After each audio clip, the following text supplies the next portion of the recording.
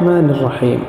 حضرت عبداللہ بن عمر بن خطاب رضی اللہ عنہما فرماتے ہیں کہ میں نے رسول اللہ صلی اللہ علیہ وآلہ وسلم کو ارشاد فرماتے ہوئے سنا کہ سابقہ امت میں 3 آدمی تھے، وہ ایک دفعہ کہیں چلے جا رہے تھے کہ دوران سفر ان کو ایک غار میں رات گزارنا پڑی، چنانچہ وہ تینوں ایک غار کے اندر داخل ہو گئے۔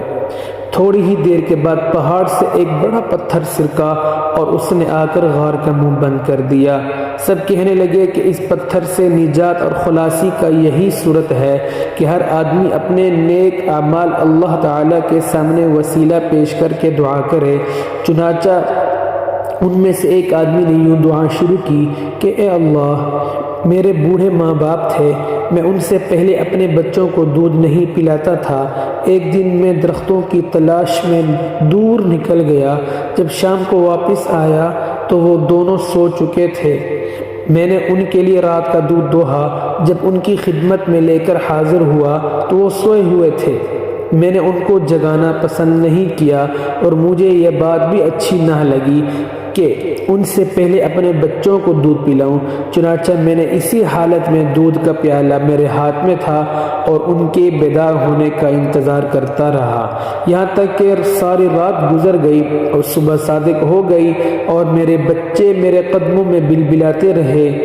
پھر وہ بیدار ہوئے تو انہوں نے دودھ نوش فرمایا۔ اے اللہ، اگر میں نے یہ کام تیری رضا جوئی کے لیے کیا تھا تو اس پتھر کی وجہ سے جس پریشانی میں ہم مبتلا ہیں اس کو دور کر دے۔ چنانچہ وہ پتھر تھوڑا سا ہٹ گیا کہ ابھی اسے نکلنا مشکل تھا۔ پھر دوسرے آدمی نے یہ دعا کی کہ اے اللہ، میری ایک چچا زاد بہن تھی، وہ مجھے بہت پسند تھی۔ ایک روایت میں یہ الفاظ ہیں کہ میں اس سے اس قدر محبت کرتا تھا جس قدر کوئی مرد عورت سے محبت کرتا ہو، بلکہ اس سے بھی زیادہ۔ ایک دن میں نے اس سے برائی کا ارادہ کیا تو وہ نہ مانی، حتیٰ کہ وہ قحط میں مبتلا ہوئی تو میرے پاس آئی۔ میں نے اس کو 120 دینار اس شرط پر دیے کہ وہ مجھے برائی کا موقع دے گی۔ وہ تیار ہو گئی، یہاں تک کہ جب میں نے اس پر قابو پا لیا، ایک روایت میں ہے کہ میں اس کی 2 ٹانگوں کے درمیان مباشرت کے لیے بیٹھ گیا تو وہ کہنے لگی کہ خدا سے ڈرو، جائز طریقہ سے ہی پردہ بکارت ذیل کرو۔ پس میں اس سے دور ہو گیا، حالانکہ وہ مجھے بہت زیادہ محبوب تھی اور جو سونا میں نے اس کو دیا تھا واپس نہیں لیا۔ اے اللہ، اگر میں نے یہ کام تیری خوشنودی کے لیے کیا تھا تو اس مصیبت سے ہمیں نجات دے دے جس میں ہم سب مبتلا ہیں۔ چنانچہ وہ پتھر تھوڑا سا مزید اپنی جگہ سے ہٹ گیا کہ ابھی اس سے نکلنا مشکل تھا۔